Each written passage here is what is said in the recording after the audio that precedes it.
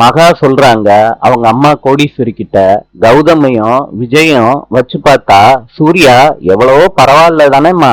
கோடீஸ்வரி சொல்றாங்க, இப்பதான் உனக்கு தெரியுதா மகா, தாத்தா பூவும் அல்வாவும் சூர்யா கிட்ட குடுக்குறாங்க.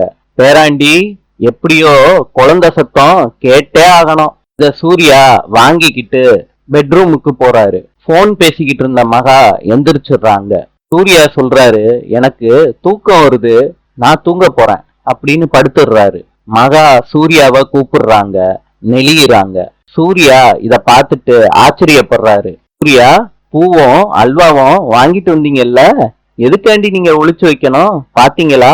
பூவை அல்வாவும் மல்லிகைப்பூவும் வாங்கி வச்சுட்டு குடுக்காமலே வச்சிருக்கீங்க. சூர்யா அல்வாவை ஊட்டி விடுறாரு. மகா ஓடுறாங்க. சூர்யா துரத்திக்கிட்டே போய் அல்வாவை ஊட்டி விடுறாரு மகாவுக்கு. ரெண்டு பேரும் ஓடி ஆடி விளையாண்டுகிட்டே இருக்காங்க நைட்டு முழுக்க. நாளை சந்திப்போம்.